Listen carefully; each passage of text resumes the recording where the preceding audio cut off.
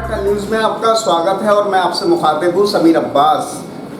ये बात सही है कि मुहर्रम इस्लामिक महीने की शुरुआती महीना है और नए साल का आगाज़ जो है इस्लामिक नज़रिए से मुहर्रम से ही होता है। लेकिन मुहर्रम का जो असली मायने हैं और जो एक पूरा जिसके बारे में इतिहासकारों ने भी लिखा है वो इमाम हुसैन अलैहिस्सलाम की शहादत से रिलेटेड है। और मुहर्रम में ख़ास तौर से वैसे तो पूरी दुनिया में अगर इस्लाम के ना मानने वाले भी हैं तो भी इमाम हुसैन अलैहिस्सलाम की जो शहादत है उस पर अक़ीदा रखते हैं और जगह जगह उनके गम को मनाया जाता है।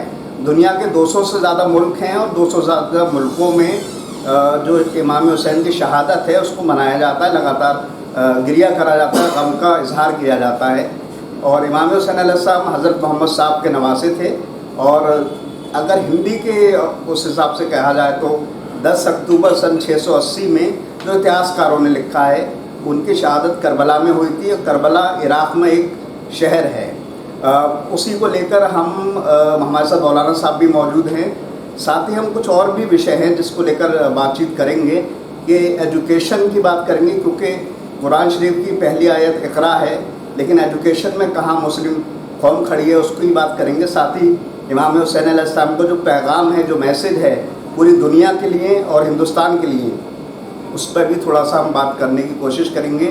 साथ ही और भी बहुत सारे विषय हैं जिन पे चीज़ों को समझने की कोशिश करेंगे, क्योंकि कोई भी धर्म हो, कोई भी समाज से जुड़ा हुआ धर्म हो तो वो जो है इंसानियत का पैगाम देता है। वही इमाम हुसैन अलैहिस्सलाम ने एक पैगाम दिया सन 680 में, उसको लेकर तमाम बातचीत करेंगे। एक शुरुआती जो एक कहना चाहिए चीज़ को शुरू करने के लिए होता है वो तो यही है। वैसे बहुत कुछ है जिस पर हम बोल सकते हैं, बात कर सकते हैं, लेकिन मैं यहाँ से शुरुआत करूँगा। एक तरफ ये बात होती है कि मुहर्रम का आगाज़ जो होता है वो नए साल के रूप में होता है, इसमें कोई दो राय नहीं, सब बात इसको मानते हैं। लेकिन दूसरी तरफ शहादत का जिक्र होता है और गिरिया किया जाता है और हर कोई ये बात मानता है। तो आप इसको किस तरह से देखते हैं, क्योंकि इसमें भी कई बार ना इत्तेफाक़ियत पैदा हो जाती है। देखिए, मुहर्रम इस्लामी कैलेंडर के लिहाज से पहला महीना है साल का, और पूरी दुनिया में जो जहाँ भी आप देखिएंगे कि साल का पहला दिन आता है तो न्यू ईयर मनाया जाता है। लेकिन हमारे यहाँ गम इसलिए मनाया जाता है कि मुहर्रम की जो पहली तारीख होती है वो चाँद निकलता है तो ये वो महीना शुरू हो जाता है जिसमें पैगम्बर मोहम्मद साहब के नवासे को करबला के मैदान में कुछ दहशतगर्दों ने, जो ज़माने के दहशतगर्द थे, आतंकवादी थे, जो जिस तरह आज तालिबान, अल-कायदा और दूसरे जो टेररिज्म ग्रुप हैं इस्लाम के नाम पे खड़े हुए हैं, इसी तरीके से एक उस वक्त का डिक्टेटर था यजीद, वो इस्लाम का लिबादा, इस्लाम के कपड़ों में, इस्लाम के लिबास में खड़ा हुआ था पैगम्बर साहब के नवासे के सामने, और वो ये चाह रहा था कि इंसानियत पे हमला कर दे। दीन की बात नहीं है। अगर आप जो रिश्ते होते हैं, आपका एक रिश्ता है, आप किसी के बेटे हैं, माँ है आपकी, आपका कोई भाई है तो बहन है आपकी, तो उन तमाम रिश्तों की उसका तकद्दुस पामाल उसने कर दिया था। माँ को वो बहैसियत एक अपनी पत्नी और बहन को बहैसियत अपनी पत्नी इस तरह से देखता था। शराब और जुए को आम करने की कोशिश कर रहा था। जो एक समाज के लिए जो चीज़ें नासूर होती हैं उन चीज़ों को बढ़ावा दिया जा रहा था, और वो ये कह रहा था कि अगर दुनिया में रहने का किसी को अधिकार है तो सिर्फ हमें। दूसरा, अगर कोई किसी का कोई नज़रिया है, दूसरा किसी का कोई अक़ीदा है, कोई किसी दूसरे पंथ से वाबस्ता है, उसको दुनिया में जीने का अधिकार नहीं है। जिस तरह आज जो टेररिज्म ग्रुप है वो ये कहते हैं, जो तकफीरी टोला है, जब लोगों को कत्ल करते हैं कि दुनिया में जीने का हक़ हमें है, जीने का हक़ हमें है, और उनके लिए फतवे दिए जाते हैं, इनको मार दो, इनको कत्ल कर दो, तो फिर वो हमले होते हैं, आप दुनिया में देखते रहते हैं। तो बिल्कुल उसी तरीके से करबला के मैदान में एक मुसलमान, जो मुसलमान नहीं था, वो खड़ा हुआ और उसने इमाम हुसैन अलैहिस्सलाम को कत्ल करवाया, उनके 6 महीने के बच्चे को कत्ल करवाया, उनके भाइयों को मरवाया, उनके साथ में और जो लोग थे उनका कत्ल हुआ, उनकी औरतों को कैद में ले गया, असीर किया, उनको ज़िंदान में डाल दिया, और साल भर ये सिलसिला चलता रहा, उन पर जुल्म करता रहा। उसकी याद मनाने के लिए ये कैसे हो सकता है कि आप खुशी का इजहार करने लगे। और मुसलमानों में एक तबका है जो ये कहता है कि भाई मुबारकबाद हम दे रहे हैं, मुहर्रम जैसे शुरू होता है, तो वो चूँकि ला इल्म है, जानते नहीं। जब आप किसी चीज़ को नहीं जानते हैं तो उसके बारे में इंसान ऐसी बातें करता है। उन्हें चाहिए कि पहले करबला को पढ़ें, पैगम्बर साहब की ज़िंदगी को पढ़ें और ये देखें कि इमाम हुसैन अलैहिस्सलाम ने किसी एक पंथ या किसी एक रिलीजन की बात नहीं की। तो आप जब ये पढ़ेंगे तो ये इंशाअल्लाह वो वक्त आएगा कि लोग मुबारकबाद देना बंद कर देंगे, और उस तबके से बेहतर तो हमारे हिंदू भाई और दूसरे लोग हैं, वो समझते हैं इमाम हुसैन को, और वो जब मुहर्रम का चांद नमूदार होता है, निकलता है, तो हम में शामिल होते हैं हमारे साथ। जी, मैं आपसे इसी से जुड़ा हुआ एक सवाल करना चाहता हूँ। दुनिया का इतिहास उठाकर हम देखते हैं और हिंदुस्तान का ही देख लेते हैं तो जंगों से भरा हुआ है। दुनिया की बात करें तो प्रथम विश्व युद्ध, द्वितीय विश्व युद्ध, और हिंदुस्तान में बहुत सारे मुग़लों ने और तमाम के भी जंग होती रही है। जंग होना कोई बड़ी बात नहीं है, लेकिन करबला की जंग को क्यों पूरी दुनिया में इस रूप में याद किया जाता है? क्या ऐसी अलग बात आप देखते हैं ख़ास तौर से मुस्लिम कौम में, और उसमें भी शिया कौम ज़्यादा इसको मनाती है? तो दुनिया की जितनी जंगें हुई हैं, कोई जंग हुई है, first world war, second world war, या अभी जो जंगें हो रही हैं, जंगों की जो बुनियाद होती है वो दो चीज़ों पे होती है। या जंग होती है अपनी हुकूमत को फैलाने के लिए, अभी रशिया यूक्रेन में हो रही है, उससे पहले हुई अमेरिका ने अपना जो हुकूमत था उसका दायरा कहाँ तक फैलाया, और चीन रस्साकशी करता रहता है, आप देखा आपने, आज भी चलता रहता है वो सब। तो किसी ने भी अगर अटैक किया है किसी भी मुल्क के ऊपर, पुराने ज़माने में किया हो, आज किया हो, तो दो मोटिव होते हैं उसके। पहला ये कि हमें हुकूमत को फैलाना है, दूसरे इलाकों को हमें फतह करना है, वहाँ तक पहुँचना है। और एक जंग की बुनियाद रही औरत, या औरत के लिए जंग हुई है या हुकूमत के लिए जंग हुई है, कोई तीसरा रीज़न नज़र नहीं आता है। लेकिन करबला की जंग में हो सकता है कोई ये कहे कि ये रीज़न भी है, ये भी है, लेकिन एक मैं अलग से बात कर रहा हूँ। करबला की जंग तमाम जंगों से इसलिए अलग है कि करबला में इमाम हुसैन अलैहिस्सलाम किसी पर हमला करने नहीं गए। इमाम हुसैन अलैहिस्सलाम किसी की ज़मीन पर चल कर नहीं गए कि मैं तुम्हारे यहाँ आ रहा हूँ, हमला करने के लिए आ रहा हूँ। और जो हमला करने के लिए निकलता है वो फ़ौज लेकर निकलता है, उसके पास आर्मी होती है। इमाम हुसैन कोई आर्मी लेकर नहीं निकले हैं, आपके कुछ घर के लोग हैं, कुछ आपके दोस्त हैं, कुछ घर की औरतें, वो करबला के मैदान में आई। और आपने करबला में आने के बाद भी जब देखा कि भाई हो सकता है हमारे ऊपर अभी यहाँ पे अटैक हो जाए, आपको मालूम तो था ही कि भाई यजीद मेरे पीछे आ रहा है, तो आपने पहले आके वहाँ पे ज़मीन खरीदी। वहाँ का एक कबीला था उस वक्त जो रहते थे बनी असद के लोग, उनसे आपने वहाँ पे ज़मीन खरीदी ताकि कल कोई लिखने वाला, कोई हिस्टोरियन ये ना कहे कि इमाम हुसैन तो किसी दूसरे की ज़मीन पर गए हुए थे इसलिए उस ज़मीन पर झगड़ा हो गया या कोई और वजह थी। तो पहले आपने ज़मीन खरीदी, वहाँ पे जाके आबाद हुए। तो यजीद जो लड़ने आया है वो इमाम हुसैन की ज़मीन पर लड़ने आया है, इमाम हुसैन के घर में लड़ने आ रहा है, तो आप डिफेंस कर रहे हैं। दूसरी बात ये कि इमाम हुसैन अलैहिस्सलाम जो खड़े हुए हैं जंग करने के लिए, दुनिया की जो भी जंग होती है उसमें कहीं आपने ये नहीं देखा होगा कि कोई ये कह रहा हो खड़े होकर कि मैं इसलिए निकला हूँ ताकि मैं लोगों को सुधार सकूँ, उनको नेकियों की तरफ बुला सकूँ, अच्छे कामों की तरफ बुला सकूँ, मानवता के लिए निकला हूँ। हर इंसान जो निकलता है वो लोगों को मारने निकलता है। इमाम हुसैन अलैहिस्सलाम ने मदीने से निकले और कई हज़ार किलोमीटर का फासला करबला था, किसी एक जगह पे हमला नहीं किया, किसी को मारा नहीं, और करबला में अपने दुश्मनों से खड़े होकर कह रहे हैं ये बताओ तुम मुझे क्यों मार रहे हो? मैंने तुम्हारे भाई को मारा हो, तुम्हारे किसी अजीज़ को कत्ल किया हो, किसी दोस्त को मारा हो, किसी रिश्तेदार को मारा हो, तुम्हारी ज़मीन पर कब्ज़ा किया हो, मुझे क्यों मारना चाहते हो? तो सब ने कहा था उस वक्त कि हमें तुम्हारे बाप से दुश्मनी है। तो करबला की जंग दो वजहों पे हुई। एक तो ये कि इमाम हुसैन उस डिक्टेटर को पसंद नहीं कर रहे थे जो लोगों के ऊपर और इंसानियत के ऊपर थोपा जा रहा था, वो उसके अंदर दुनिया की तमाम बुराइयाँ थीं। रावण कहते हैं कभी कभी यजीद रावण था, तो रावण तो पढ़ा लिखा था कम से कम, उसका सबसे बड़ा जुर्म यह था कि उसने सीता जी को अपमानित किया था, उनको उठा के ले गया। तो इसलिए आज रावण का पुतला भी फूका जाता है, रावण दहन होता है, सब कुछ किया जाता है। यजीद तो पढ़ा लिखा भी नहीं था, यजीद जाहिल था।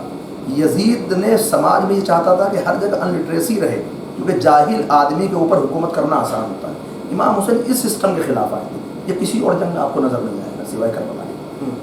मैं एक साथ दो सवाल कर लूँगा, ज़्यादा टाइम नहीं लूँगा। हम बात हिंदुस्तान पर आ जाते हैं। हुसैनी ब्राह्मणों का जिक्र होता है, बात होती है, उसमें किस हद तक सच्चाई है? साथ ही तैमूर लंग ने एक ताज़ी की शुरुआत हुई और कहा जाता है कि तब से लेकर 1498 से लेकर अब तक 21वां रूप ताज़िया का सामने आ चुका है। एशिया में ज़्यादा देखा जाता है, बांग्लादेश, पाकिस्तान और हिंदुस्तान और कुछ मुल्कों और में, लेकिन मिडिल ईस्ट में ताज़िया का बहुत ज़्यादा जिक्र नहीं है। तो मैं चाहता हूँ दोनों सवालों के जवाब आप अपने नुक्ते नज़र से दें और किस तरह से चीज़ों को देखते हैं, क्योंकि ये भी एक बहुत अहम चीज़ है। देखिए, बहुत सी रिवायतें होती हैं اور کچھ کام جو ہوتے ہیں وہ مقامی تہذیب اور جو جہاں پہ آپ رہتے ہیں تو وہاں کا جو کلچر ہوتا ہے اس کلچر سے بہت سی چیزیں وجود میں آتی ہیں، پنپتی ہیں وہاں سے. تو ہمارا اور ایران اور عراق کا کلچر بالکل الگ ہے. تو ہمارے کلچر میں بہت سی چیزیں ہیں جو ایران کے کلچر میں نہیں، ایران اور عراق کے کلچر میں بہت سی ایسی چیزیں ہیں جو ہمارے کلچر میں نہیں ہیں. تعزیے کا مسئلہ یہ ہے کہ تعزیہ تیمور لنگ نہ بھی لے کے آتا تو ہمارے یہاں کسی نہ کسی شکل میں امام حسین علیہ السلام کے روزے کی شبیہ ہوتی اور ہے. وہ تو سامنے ہے کہ بھئی ہم یہ بانس سے یا کسی اور چیز سے، کاغذ سے وہ شبیہ بناتے ہیں. تو روزے کی شبیہ بنائی ہے تعزیہ. تعزیہ کوئی الگ سے وہ نہیں ہے جس کا حوالہ کھڑا کر دیا جاتا ہے کہ یہ حرام ہے، نہ اٹھائیے اور فلاں نکاح ٹوٹ جائے گا وغیرہ وغیرہ جو باتیں کی جاتی ہیں. تو آپ جائیے ہمارے یہاں پہ امام حسین کے روزے کی شبیہ آپ کو لکھنؤ میں ملے گی، آپ کو جہاں پہ آپ سیتل میں بات کر رہے ہیں یہاں ملے گی، اور جگہوں پہ ملے گی. تو تعزیہ ایسی شبیہ جس کو آپ اٹھا کے چل سکتے ہیں.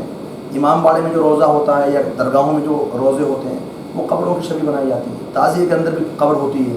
تو وہ شبیہ ہے، وہ تیمور لنگ نہ بھی لے کے آتا، ہمارے یہاں وہ چیز موجود تھی پہلے سے.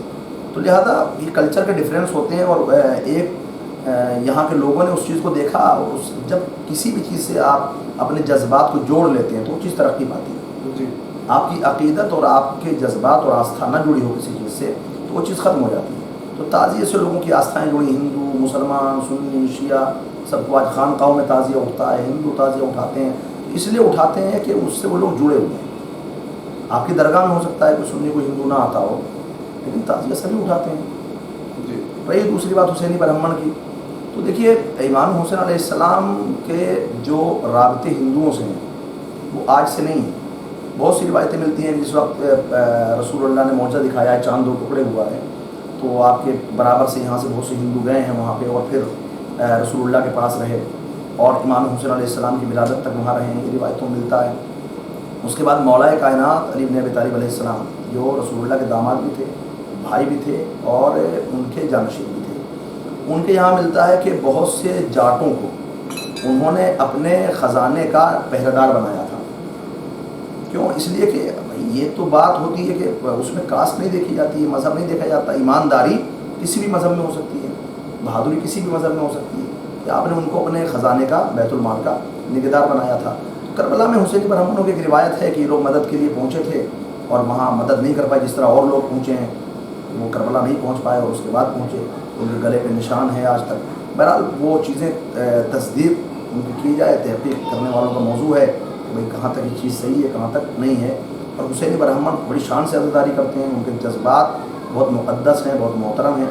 تو ان کے ساتھ مل کے شیعہ بھی کرتے ہیں، اہل سنت بھی کرتے ہیں. وہ ساری چیزیں ہیں. وہ جو کہہ رہے ہیں کہ بھئی ہمارے آبا و اجداد نے یہ کیا ہے، جو وہ کہہ رہے ہیں وہ ٹھیک ہی ہوگا.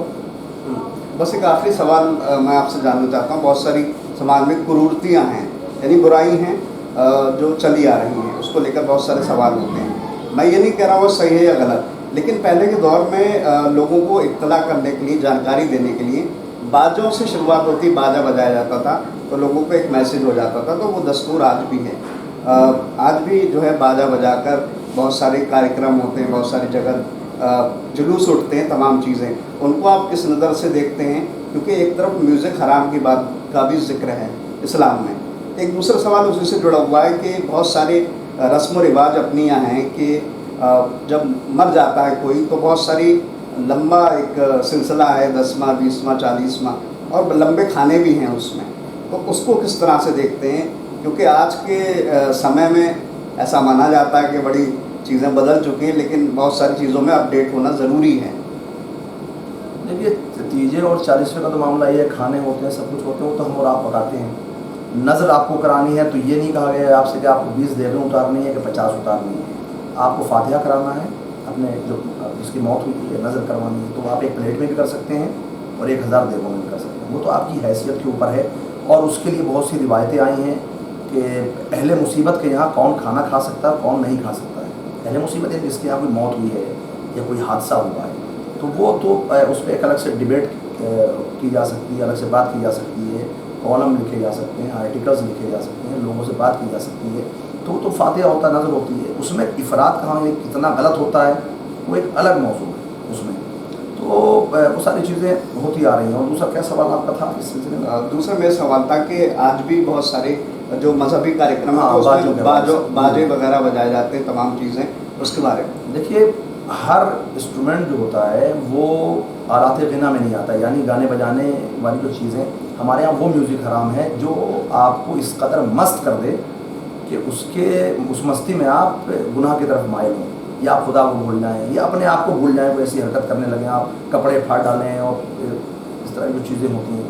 دوسری بات یہ ہے کہ جو انسٹرومنٹ ہمارے جو علماء ہیں انہوں نے بتائے ہیں، باقاعدہ نام بتائے ہیں ان کے کہ یہ ہے، یہ غنا میں گانے بجانے والی چیزوں میں آتا ہے، اس سے اشتہا پیدا ہوتی ہے، تو ان انسٹرومنٹس کا نام لکھا ہوا ہے باقاعدہ، تو وہ چیزیں ہیں وہ لوگ جو جن کے یہاں ہوتا ہے وہ معلوم کریں بھائی ہمارے یہاں کون سا استعمال ہوتا ہے۔ علماء نے بہت پہلے جن چیزوں کی اجازت دی تھی وہ جنگی دف ہوتا تھا، کیونکہ اس سے اعلان ہوتا تھا، مائک ہوتے نہیں تھے، جلوس نکلنا ہے یا مجلس کا اعلان ہونا ہے تو دف بجا دیا جاتا تھا، تو اس سے لوگوں کو معلوم ہو جاتا تھا کہ ہمارے یہاں یہ پروگرام ہو رہا ہے۔ آج بھی عراق میں اور دوسری جگہوں پہ ایران میں یہ کلچر عام ہے کہ وہاں ایک بلندی کے اوپر امام رضا علیہ السلام کے روزے میں ایک دف رکھا ہوا ہے، یہ جو ڈھول تماشبینوں کے درمیان بجایا جاتا ہے وہ الگ چیز ہے، جنگی دف الگ ہوتا ہے، اس کی آواز بھی الگ ہوتی ہے۔ تو وہ دف جب وہاں پہ کوئی پروگرام ہوتا ہے، کوئی بڑی شخصیت آتی ہے یا کوئی چمتکار ہوتا ہے، جیسے آپ کے زمانے کا معجزہ ہوتا ہے، تو وہ دف بجا کے لوگوں کو آج بھی خبر دی جاتی ہے، اس لیے کہ مائک کی آواز بالآخر ایک جگہ جاتی ہے، ایک روایت ہوتی ہے، رسم چلی آ رہی ہوتی ہے، تو بہت سی جگہوں پہ کچھ کام کلچر کو دیکھتے ہوئے شروع ہو جاتے ہیں۔ اب یہ وہ علماء سے اپنے رابطہ کریں کہ یہ چیز ہمارے یہاں چل رہی ہے، یہ جائز ہے یا نہیں ہے، تو راستے آسان ہیں۔ آج کوئی بھی چیز اگر غلط ہو رہی ہے اس کو ختم کرنا یا ایک اچھی چیز کے بارے میں معلوم کرنا کہ ہم آیا صحیح کر رہے ہیں کہ نہیں کر رہے ہیں، بڑا آسان ہے، آپ رابطہ کر سکتے ہیں۔ جی، آخری بات میں چاہتا ہوں، بات کے اچھا تمام ہو، اچھی بات کو لے کر امام حسین علیہ السلام کا پیغام بھی ہے انسانیت کا، اتحاد کا۔ سنی شیعہ کے بیچ ایک فاصلہ نظر آتا ہے، اس کو بھرنے کی بہت کوششیں کی گئیں، لگاتار کی جا رہی ہیں۔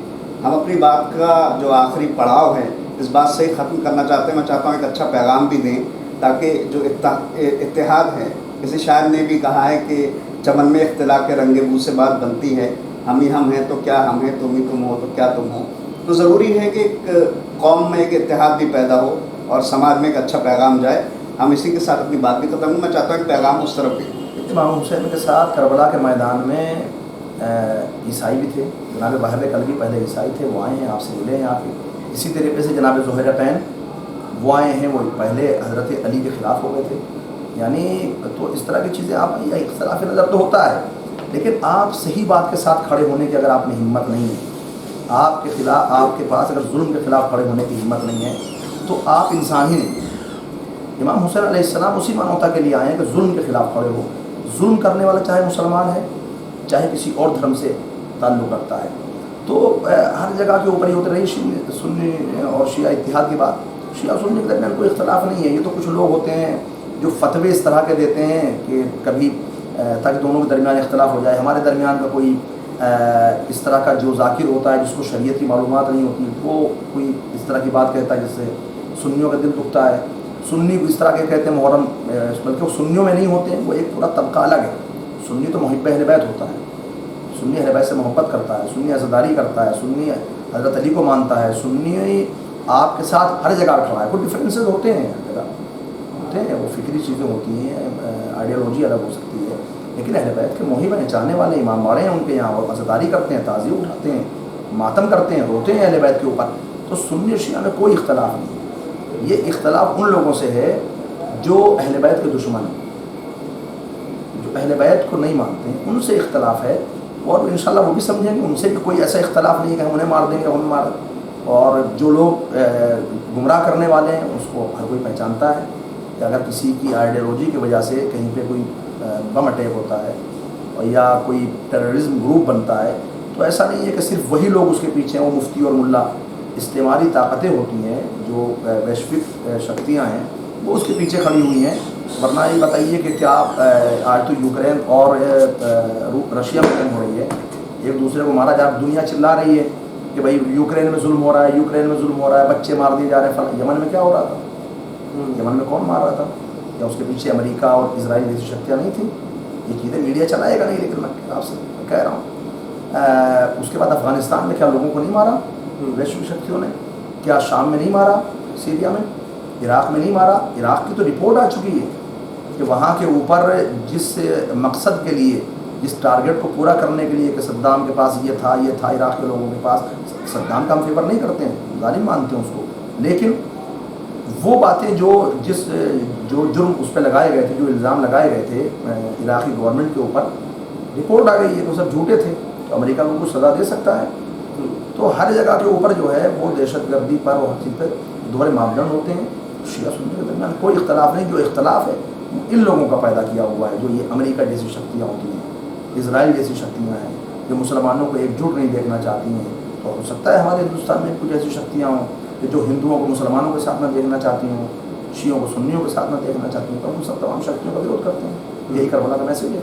جی، لیکن آپ نے بات کہی امریکہ اسرائیل، لیکن امریکہ اسرائیل کے پروڈکٹ تو برابر یوز کیے جا رہے ہیں، ہندوستان میں بھی کر رہے ہیں، تمام سماج اور دھرم کے لوگ کر رہے ہیں. اس سے بھی تو اکنامی تو ان کی لگاتار بڑھ رہی، تو پھر وروਧ کس طرح؟ وروਧ مسئلہ یہ ہوتا ہے کہ آپ کے پاس اگر کسی چیز کا ان کا پروڈکٹ آ رہا ہے، پیپسی ہے، دوسری چیزیں کہتے ہیں، یہاں پہ لوگ کہتے ہیں بھائی بائیکاٹ کریے آپ اگر کوئی ظالم ہے اور ظلم کر رہا ہے. لیکن آپ کے پاس آپ کنونس کرنے کے لیے شاید لوگوں کے درمیان اس طرح سے نہیں جایا جا سکتا کہ ان کو بتایا جا سکے کہ آپ ان پروڈکٹس کو چھوڑ دیجیے. تو ان کو ہم لوگ قانے نہیں کر پا رہے ہیں، بات نہیں کر پا رہے ہیں، ڈائلاگ اس طرح سے نہیں ہو رہا ہے. لیکن یہ ہے کہ اگر ان کا پروڈکٹ کوئی لے رہا ہے، کچھ چیزیں ان کی بک رہی ہیں، وہ ٹھیک ہے، ان کی اکنامی مضبوط ہو رہی ہے، لیکن اس سے ان کا ظلم نہیں چھپ جاتا ہے. ظلم جب مسلمان مارے جاتے ہیں تو دنیا یہ کہتی ہے کہ چلیے ٹھیک ہے، ان لوگوں کا خاتمہ ہو رہا ہے. یوکرین پہ لوگ چلانے لگتے ہیں، رشیا پہ چلانے لگتے ہیں. تو وہاں تو سب ان کا پروڈکٹ، ان کو ماننے والے، امریکہ اور اسرائیل کو ماننے والے یہودی ہیں یا کرسچنز ہیں. وہاں تو مسلمان نہیں ہیں، وہاں تو انہیں کا پروڈکٹ یوز ہو رہا ہے. تو پروڈکٹ اپنی جگہ ہے، وہ بائیکاٹ ہونا چاہیے، وہ ساری چیزیں ہیں. تو وہاں تو سب انہیں لوگوں کے ہیں. یورپی یونین چلا رہا ہے کہ وہاں پہ یوکرین میں مار دیے گئے. آپ یورپی یونین اس وقت کہاں ہوتا ہے یونائٹڈ نیشن کہ جب اسلامی ملکوں میں حملہ ہوتا ہے. دہشت گردی چاہے یوکرین میں ہو رہی ہو، رشیا میں ہو رہی ہو، انڈیا میں ہو رہی ہو یا فلسطین میں ہو رہی ہو، دہشت گردی ہے. 11 دن تک جو ہے وہ اسرائیل کے ساتھ مل کے امریکہ اور دوسرے لوگ لڑتے رہے حماس کے ساتھ. آپ کہتے ہیں یہ تو ٹیررسٹ آرگنائزیشن ہے، حزب اللہ ٹیررسٹ آرگنائزیشن ہے، جو آپ کے خلاف کھڑا ہو جائے وہ ٹیررسٹ آرگنائزیشن ہے. تو وہ لوگ بائیکاٹ کرتے ہیں، بین کرنے کی کوشش کرتے ہیں. یہ تو ہمارے اوپر ہے کہ ہم مانے نہ مانیں. چلیے، ایک خوبصورت بات یہ ہے آپ کے لیے جو میں کہتا چلوں، آپ سیتن بدھا پہ میں سمجھتا ہوں پہلی بار آئیں. آپ کی دین کی سمجھ بھی بہت اچھی ہے اور دنیاوی سمجھ بھی بہت اچھی ہے. بہت ساری شبکامنائیں ہیں، دعائیں ہیں آپ کے لیے. آپ ترقی حاصل کریں اور جو کرورتی ہیں جو کہیں نہ کہیں آ چکی ہیں اس کو دور کرنے میں آگے بڑھیں. بہت ساری دعائیں آپ کے لیے. بہت شکریہ آپ کا. جی، تو ہمارے ساتھ تھے مولانا صاحب، وہ سیتھا لائیو میں ہیں اور اشرا پڑھ رہے ہیں. بہت ساری وشوں پر ہماری بات چیت ہوئی اور ظاہر سی بات ہے کہ بہت ساری چیزوں کو دور کرنے کے لیے ضروری ہے کہ دھرم گرو آگے آئیں. اور امام حسین علیہ السلام کا پیغام بھی کچھ اسی طرح کا تھا. اور وہ یہ بات بڑی اہم ہے کہ 1400 سال سے بھی زیادہ لمبا عرصہ گزر چکا ہے اور امام حسین علیہ السلام کی جو یاد ہے، جو ان کی قربانی ہے، اس کو یاد کرنے والوں کی سنکھیا ہر دن کے ساتھ بڑھ رہی ہے. اور ایسے بھی ملک ہیں جہاں پر ایک بھی مسلمان نہیں ہے، وہاں بھی امام حسین علیہ السلام کو یاد کیا جا رہا ہے. یہ بہت ہی بڑی بات ہے اسلام کے لیے اور بہت کچھ سے سیکھا جا سکتا ہے. بہرحال ایک اچھا پیغام مولانا صاحب نے دیا اور سبھی اس کو مانتے ہوئے آگے بڑھیں اور آگے بڑھتے چلے جائیں. ان تمام باتوں کے ساتھ میں سمیر عباس، اٹل.